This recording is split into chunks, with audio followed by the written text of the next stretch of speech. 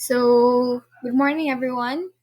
Good day. So, this is chapter 6, and we will be tackling about the employee's ethics, getting a job, getting a promotion, and when it is time to leave.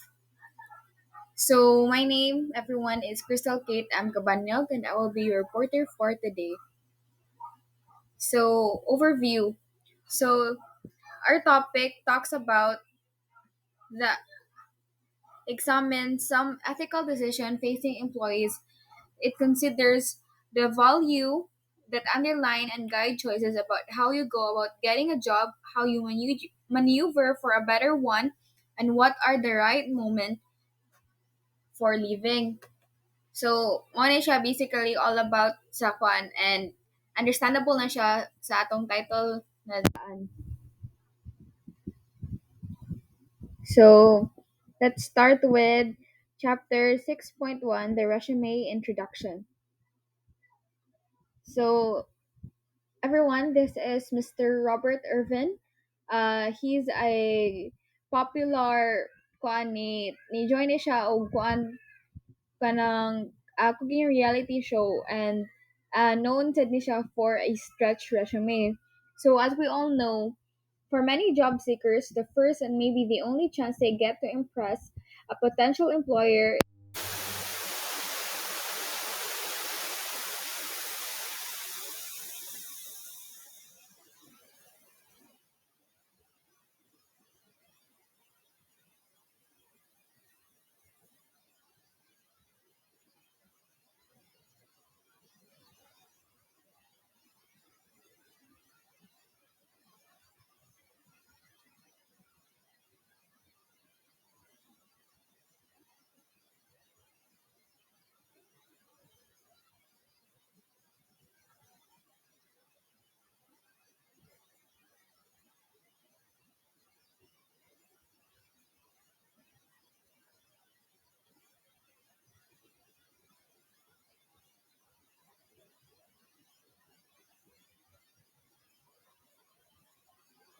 Wala siya. So kana ganing you talk about something that doesn't exist. Mo na siya. And then false experience. Ang credentials is about school. Experience is about kana for example, nagkuan na daw ka kanang what do you call this? Na daw kagi pang-atanan nga big projects nga kuan. For example, your batch na siya kuan nga kanang big project na siya gibuhat or ako na lang. For example, ingon ko SSG daw ko for 2 years in high school. Bisag wala. Then how would they know man kanang dilibya kay na sila kanang i-focus ilang kuan sa isa ka resume sa kanang sa school records. And next is the embellished experience. So Kanizia, this is the easiest kind of resume misrepresentation. So, si Irvin, katong guy ganina, kananingon siya nga, kanang ni work na daw siya sa wedding cake. Pero, iya din gibuhat at that time is kanang mag-bake rag fruits sa sa sa menu and kuan. Although, kanang, yeah, kanang nagtrabaho gid siya dito pero dili siya kanang one of the big key persons gani na nag-make ato sa cake. So and with that mag-expect ang tao nimo nga you really did the job ana. Then next is the false chronology. So mo ni siya ang buhaton daw from what I understand sa mga tao nga kana ganing kanang dugay kay sila for unemployment or kanang dugay kay sila na employed balik. So magkuan sila false chronology nga 1 year ago or 3 months daw sila nagkuan sa yung job, then before siya basig 2 years na gani. Next is the negative resume misrepresentation. So these are items that would appear in a complete resume. One listing all your experience, but that conveniently get left out of the one you submit to a potential employer. So the ethics of stretching a resume Because we all know that it is hard to define all ethical lines dividing what should and shouldn't be included in a job applicant's resume, but steps can be taken to control the situation. So if you're sitting at your desk trying to figure out whether there should be any deleting, fudging, or exaggerating, two questions can help get a hold of the situations. So we need to talk about hantud asa ra ta kutob if ever mo stretch ta sa atong qualification or sa atong resume. So we need to be mindful. Natay two questions gi-ask na who will be affected by my decision. So the first person affected by your decision is you, and everyone else closest to ethical responsibility is the one they hold to themselves. The responsibility to respect their own dignity and abilities. So one way of taking that responsibility seriously is to look back at the jobs you've held and ask what kind of tasks they entailed and how those experiences and the skills taken from them might be stated in a broad and appealing way. So, if we are to stretch our resume daw, ang gi-state diri is dapat responsible ta sa atong self. Kay what if kananingon ka nga you are an experienced cake baker, then for example, ni ni apply ka for as a kuan a baker in that kuan inana pastry chef. So bisag imong bisag imong experience lang is kanang cake designing lang, dili gid ang pag-bake sa cake. Then imong gibutang dia mag-expect na sa imong employer soon na you know what to do. Although tigkuan ra ka, ta cake designer ra ka.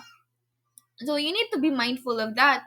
Next is the who will be affected by decision. So the duty to represent yourself possibly to potential employers may also justify the decision to leave certain, let's say, unfortunate aspects of your professional life of the resume. So the duty to yourself finally points toward a resume presentation that sets your accomplishments and skills in bold face while not dwelling on extraneous shortcomings.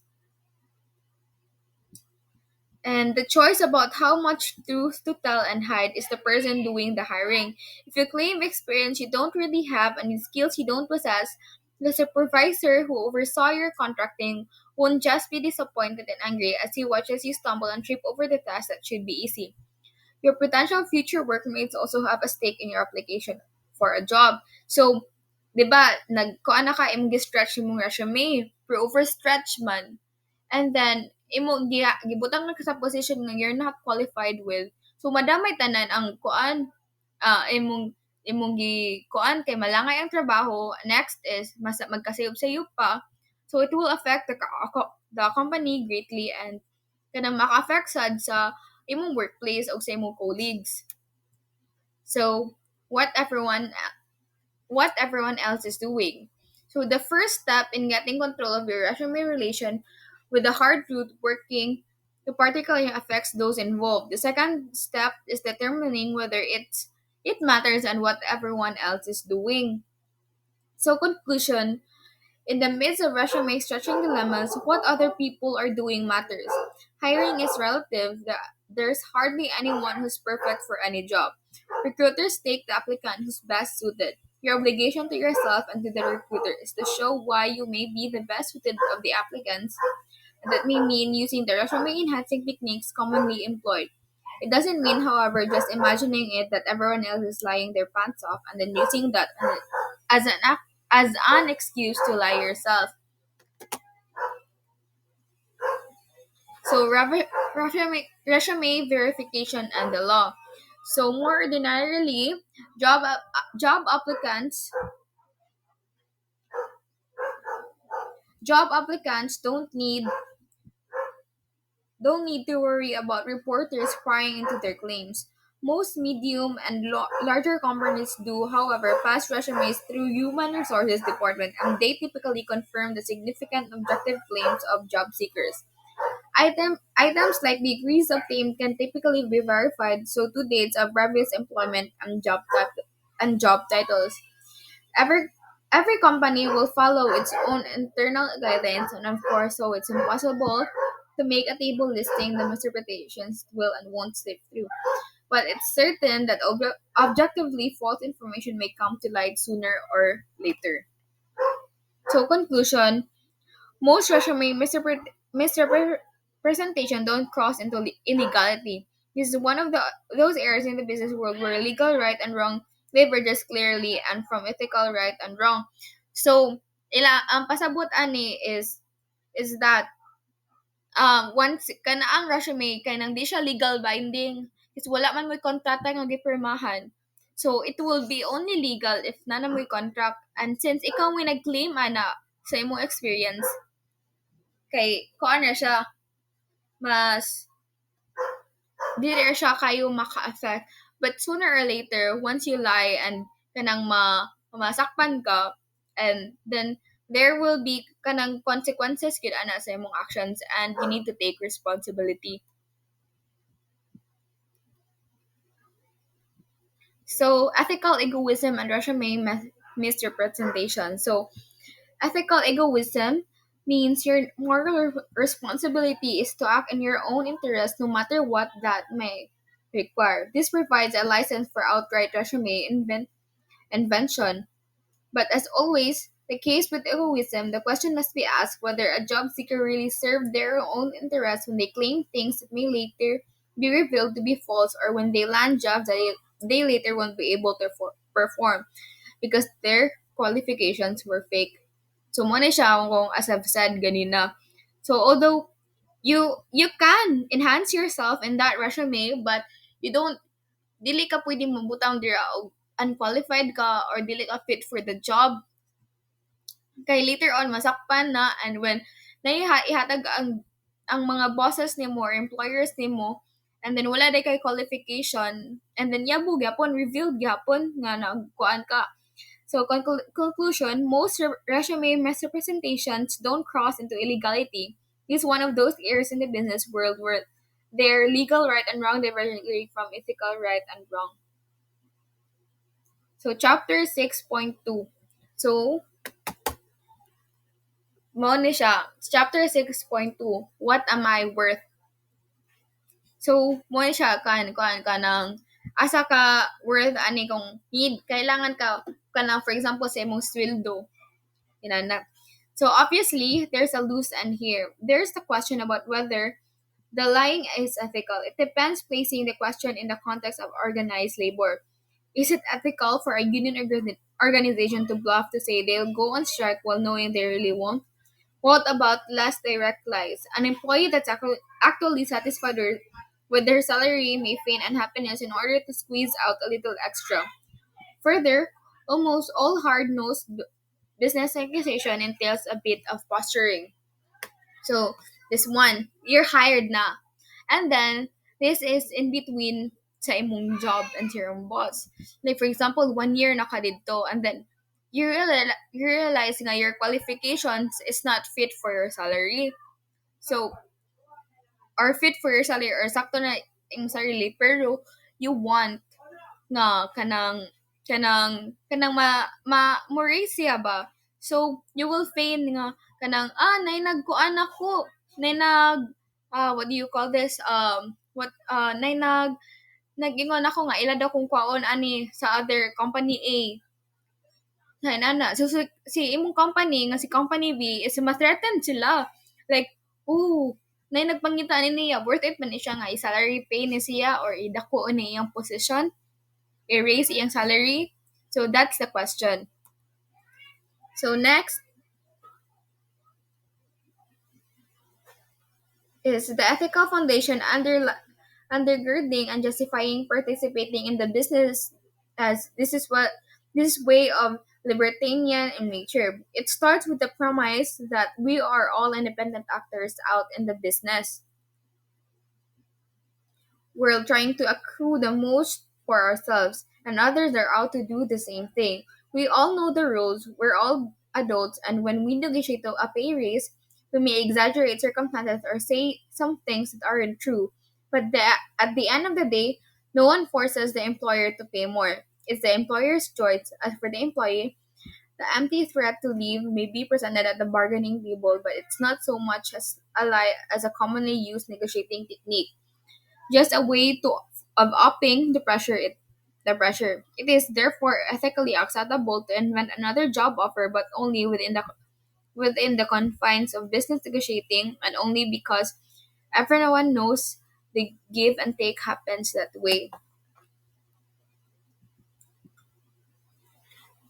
So for anyone who begins from the ethical foundation that any morally acceptable act must not breach certain ironclad rules and principles, don't lie, don't steal, and similar, it becomes impossible to justify making up non-existent job offer, even if that's the way the game of business is being played as others. So, so, mo to siya. So, the rules of the larger community in determining wages. So, there are two broad ways to get a fix on your own economic worth. One operates within the open market. Economic free agents meet and sessions of no hold barred negotiations result in an answer. The other broad approach is to setting wages places the issue within the context of a larger community. So what do you So we're bargaining individual dealing to get the best possible result. Instead, we're part of a business organization with a larger society, and wages get distributed across in in accordance with guidelines and norms. There are multiple mm, So the roles of the larger community in determining wages. So first is my value to the organization. So mo ni siya imong qualifications, unsa imong mahatag sa organization nga ngano katagan kanila sweldong dako or appropriate kuan sa imong wage. The ability of the organization to pay. So how large is the organization? So what if ni corner day ka kanang starting company lang din na startup lang din na nga company.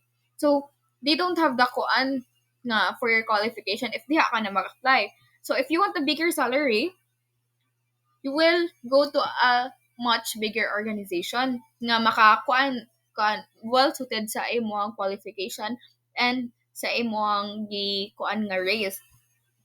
Next is the community wage level. Like for example, community for based sa akong understanding, community like for example, lahi ang maximum salary, minimum salary there sa Cebu ug sa Metro. So mag-differ sad siya inana. Next is the wages paid to other employees in the organization. My experience and seniority relative to others in the organization and the future job a post may prepare for me. So the role of the larger community in determining wages. So needless to say, this wage determining structure won't work very well for a lab researchers or for any kind of job that requires years of labor before any return may be anticipated. So, inana. So another broad context in which the wage question may be fitted is the organization's ability to pay community wage level organization's wage level. Wag nagbalik-balik na. Sorry guys na kuan akong kuan. Ngano kan. So an appropriate salary level may simply be the result of the hardest negotiating possible, or it may be determined by broader guidelines. So plotting of promotion.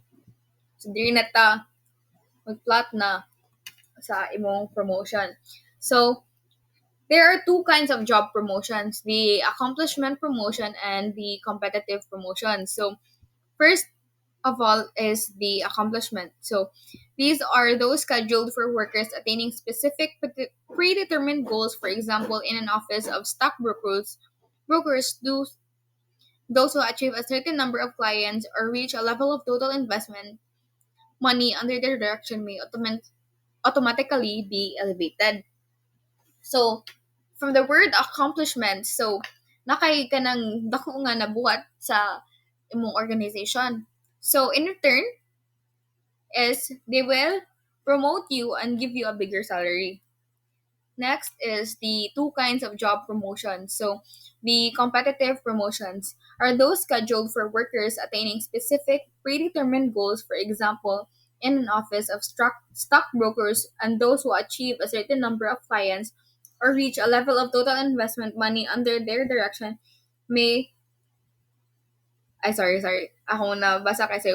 These are the situations where worker within a group aren't only teammates laboring to reach the organization's goal, but also a competitors vying for that one slot that comes open on the hierarchy next level up. So, maybe we can see it in kanang ko ano, sorry, wala pa mo day, kanang kaan, maybe you'll have an opinion to yourself kung unsa ni about ang competitive promotions and naka-experience na mo. But according to my understanding is like, for example, dungan mo ni sud ani nga company.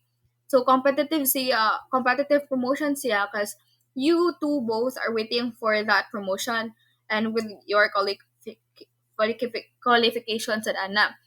And nag-compete mo kung kinsa ang ma-promote or kinsa ang ayan ma-promote. So the dirty tricks. So the kuhaan mo ni siya ang dirty tricks nga kanang mga buhaton kasagaran sa employees para mapansin sila sa ilang big bosses. The creative magpie and the email to the gods. So the creative magpie is a time-honored strategy of self-service. Self-service is exaggerating involvement in successful ideas or flat out stealing credit for them while steadfastly forgetting to mention others' contribution. So, kana siya is like, ingon kang, for example, di ba, it's a group project. And then, kanang moingon ka sa mga bosses nga, you did that all to yourself. Bisag, imong mga colleagues, nagyapoy, kuan, kanang, naiambag ana ba? Nya, wala ni mo sila gi-mention. So, that's one situation of creative magpie. Next is the email to the gods. A contemporary and clever scheme for running your colleagues' advancement chances. It entails writing an email incidentally detailing a colleague's work-related failure and accidentally copying the message to supervisors and clients. See, so this one imong gi backstab imong co-competitor for that promotion. And this exposure triggers saying a coworker by threatening to make public a professional or personal problem.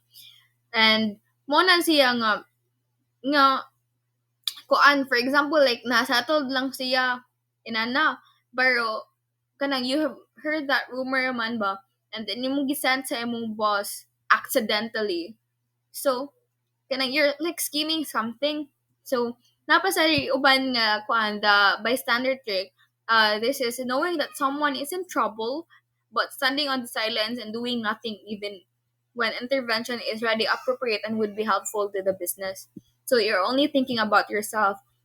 Muna, and with that, naka-affect siya sa kuan. Although it's for your own good, naka-affect siya sa imong organization. And we also need to take kuan biya kay atong nantutang kay for para ang organization mo dako.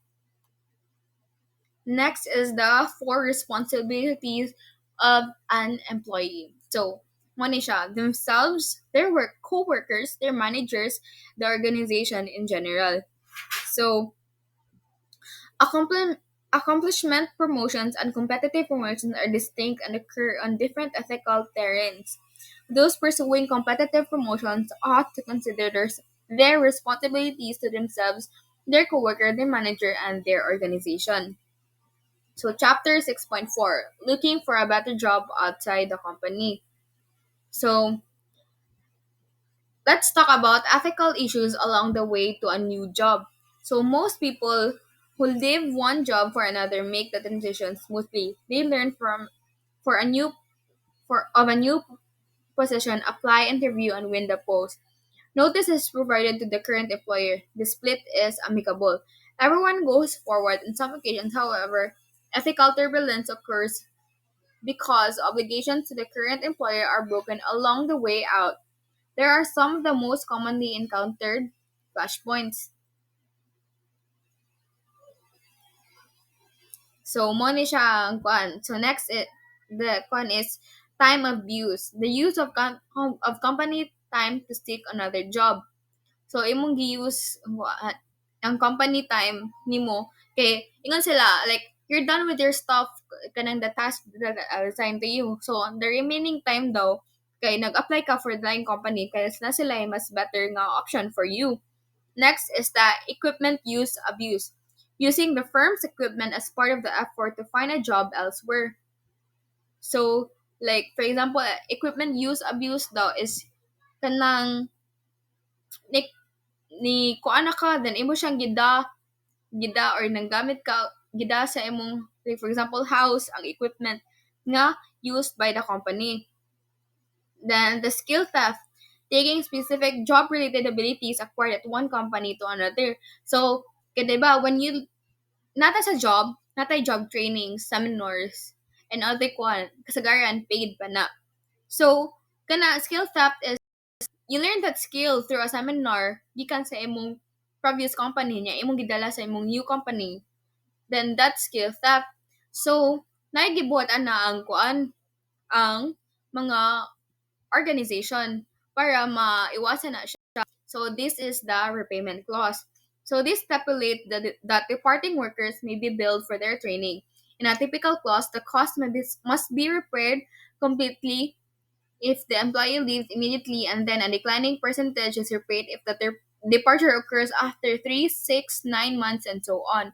So, para dili sa kuan kay lugi kay ang company if like ni hawa dayon ka, gibayaran na nila. Another kuan is considerations is the client adoption. So moving to a new company and helping it appropriate part of the former company's client base. So for example, kita as real estate agent, atong pang like broker, kana lang, kanang nakay kanang mga client inana or listings, then imo ni hawak ka na nga kumpanya niya. Although imo nang found client or like for example stockbroker ka, anana, then imong clients kay imo minang kuan through your own kuan yun blood and sweat. But kuan siya na siya kana need siya ethical consideration because kanang dito naman siya sa previous company na kuan niya ikaw mismo imo silang gidala through kanang backhanded efforts wala gid ka kuan ba. Next is the market adoption. Moving to a company and helping it appropriate part of the former company's market.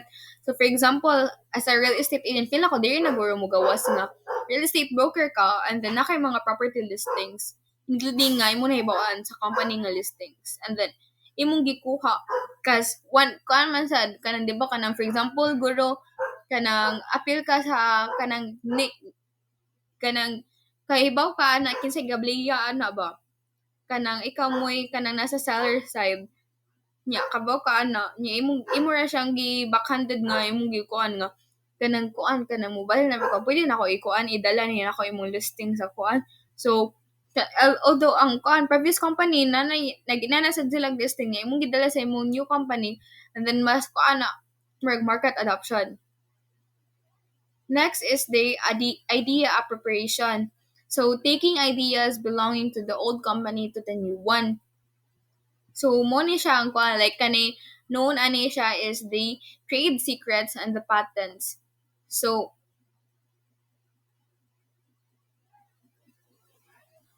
trade secrets and the patent. So, ang trade secrets is kanang kuan siya, consists of non-public information that concerns a company's own activities and that, if known by competitor, would never negatively affect the company's ability to compete against them. Is owned by the company, though it may not be copyrighted or patented because it was developed by the company or purchased from another company. Or another trade secret is meant to remain secret as made clear by explicit directives, security measures, or contractual agreements within employees. So, imong gikuha ng trade secrets to your new company. So, mo na siya nga manggawas ang mga ethical issues. So, there are ways to prevent it, man, and that is the patented or copyright information. So, this is more or less a trade secret but without the secret. Cause imo naman siya gi-list sa government kanang imo man siya gibayran. So it is an idea of a company develops that helps it compete.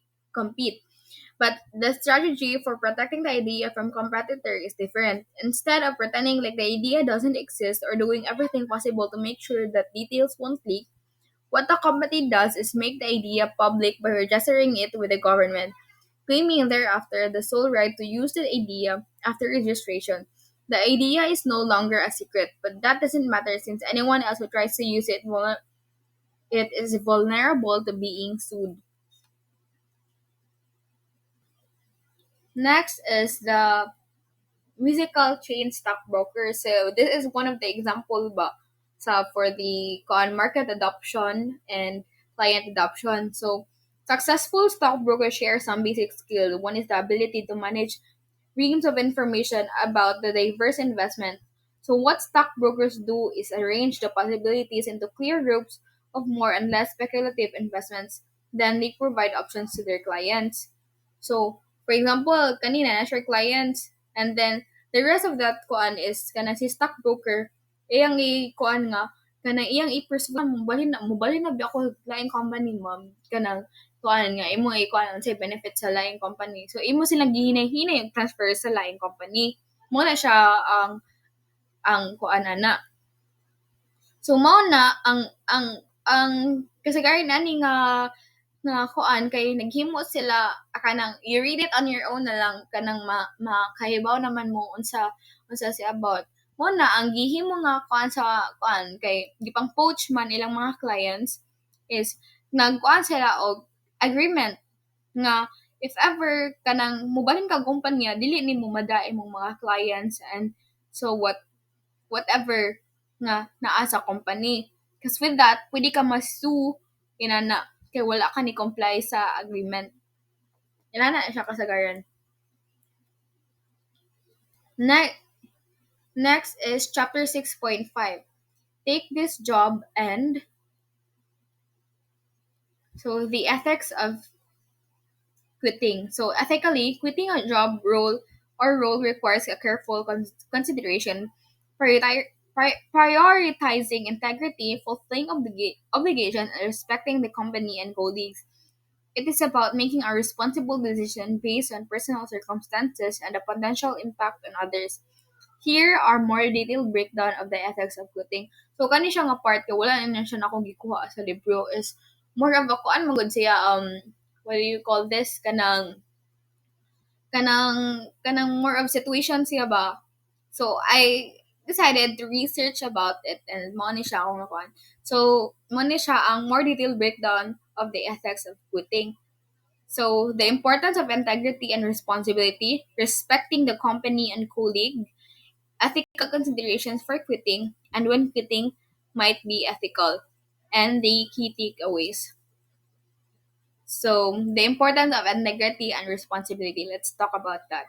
So, fulfilling obligations. So, before resigning, dapat mag-make sure ta nga imo na nabuhatan na nimo responsibilities. Mausad na nga, kung resign ka, di pa naman ka ng 1 month or 2 months, I don't know. Kaya po kayo experience, sorry for that. But natay, hatagan tag ka like 1 month para i-introduce ang job sa mo take over sa imong job. Inana. Then, honoring and nabuhat sa nimo tanan projects and tasks nga gi-assign sa imong employer. Next is honoring commitments. Consider any promises or commitments you've made to the company or colleagues. Same to that sa feel nako sa fulfilling obligations. And last is the maintaining integrity. So, na siya, quitting ethically reinforces integrity, responsibility, and accountability. So, ma-exit ta nga with integrity. Nga, ito na nabuhat na atong trabaho and take account ta sa mga needed to do. Next is respecting company and colleagues, so providing adequate notice. Give your employer sufficient notice as outlined in your contract or company policy to allow for a smooth transition. So, mo na siya, as I've said kanina, nga, imo nang gipahibaw ang department nga mukwit na ka. So, after that, imong gikuan, imo na sang na train ang kuan, ang next mupuli nimo sa imong job. i-deeded man na siya para mapadayon ang kan kay di man ka basta-basta quit ron, especially if natay contract. Next is cooperating during the transition. So offer your assistance in training your replacement and ensuring a smooth handover of responsibilities. Next is maintaining professional relationships. Live on good terms even if you have a disagreement or concerns about your employment. Next is ethical considerations for quitting. First is quiet quitting. So, while quiet quitting might seem like a way to reduce workload, it can be viewed as unethical if it negatively impacts the company or colleagues. Next is conscious quitting. Resigning for ethical reasons such as a company's lack of environmental, social, governance practices is a valid ethical choice. So kani between quiet quitting and conscious quitting, it's like ni kahit lang ka quit, like niya lang ka. So it might be unethical because naka-affect ka sa trabaho sa company and such nga mo na nahimong unethical. Though another consideration is the ethical dilemmas. So that sometimes quitting might be an ethical choice, even if it's difficult or personally challenging.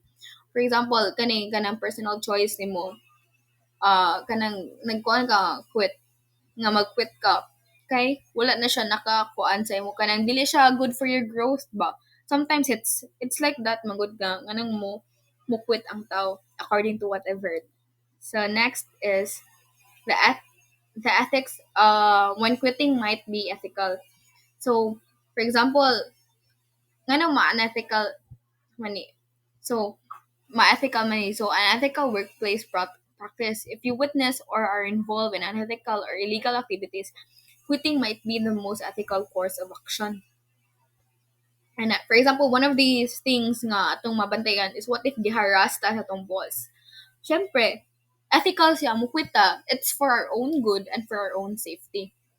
Personal circumstances. If your personal or family situation requires a change, quitting might be necessary as long as you do it ethically. So, personal circumstances. What if, like, for example, migrate mo sa mong family? So, you really don't have a choice but to quit na, di ba?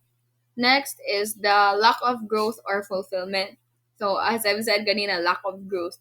So, if you're no longer able to grow and or find fulfillment in your role, quitting could be a necessary step to pursue a more fulfilling career path.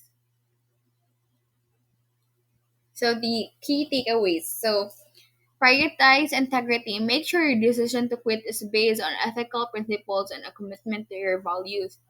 Respect the company and colleagues. Treat everyone with respect even when you disagree or are leaving. Communicate clearly and professionally. Explain your reason for leaving in a clear, respectful and professional manner.